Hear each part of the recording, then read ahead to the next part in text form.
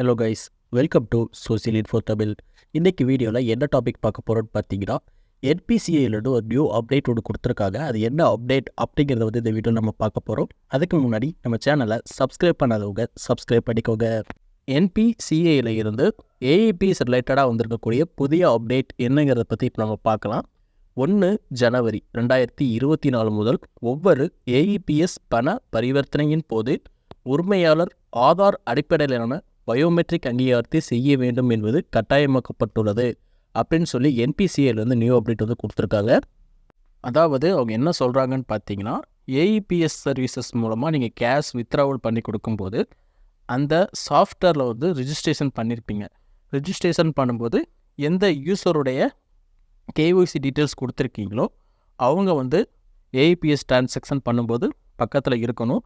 அவங்க வந்து ஒரு கஸ்டமருக்கு வந்து கேஷ் வித்ட்ராவல் பண்ண போகிறாங்கன்னா ஃபஸ்ட்டு அந்த யூஸர், அதாவது அந்த ஏஜெண்ட் வந்து கேஷ் வித்ட்ராவல் பண்ணுறதுக்கு முன்னாடி பயோமெட்ரிக் வந்து வைக்கணும். அவங்க பயோமெட்ரிக் வந்து அத்தென்டிகேஷன் ஆனால் மட்டும்தான் நீங்கள் வந்து இனி கஸ்டமருக்கு வந்து பணம் எடுத்து கொடுக்க முடியும் அப்படிங்கிற மாதிரி இப்போ என்பிசிஐ வந்து நியூ அப்டேட் வந்து கொடுத்துருக்காங்க.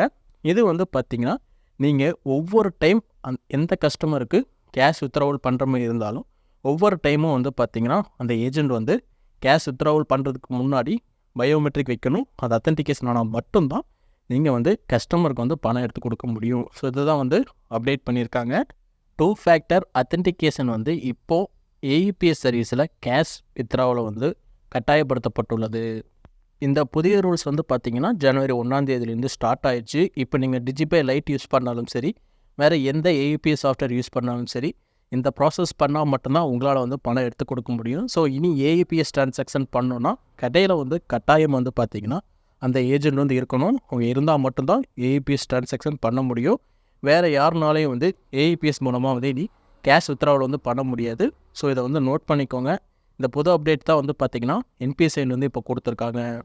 டிஜிபே லைட்டில் நான் நேற்று பண்ண டிரான்சாக்ஷன் வரைக்கும் பார்த்திங்கன்னா, அந்த நீங்கள் பண்ணக்கூடிய டிரான்சாக்ஷன் வந்து ஃபெயில்ட் ஆனாலும் சரி, சக்ஸஸ் ஆனாலும் சரி, ஒவ்வொரு டைமும் நீங்கள் கட்டாயம் வந்து பார்த்திங்கன்னா ஃபிங்கர் பிரிண்ட் வைக்கணும். அப்படி வச்சா மட்டும்தான் வந்து பார்த்திங்கன்னா கேஷ் வித்ட்ராவல் வந்து பண்ண முடியுது. ஸோ இது ரிலேட்டடாக உங்களுடைய கருத்துக்கள் எதுவும் இருந்துச்சுன்னா அதை கீழே வந்து கமெண்ட் பண்ணுங்கள். இந்த வீடியோ பிடிச்சிருச்சுன்னா லைக் பண்ணுங்கள். எதுவும் டவுட் இருந்துச்சுன்னா அதையும் கீழே கமெண்ட் பண்ணுங்கள். இந்த வீடியோவை உங்கள் ஃப்ரெண்ட்ஸ் எல்லாருக்கும் ஷேர் பண்ணுங்கள். மறக்காமல் நம்ம சேனலை சப்ஸ்கிரைப் பண்ணிக்கோங்க.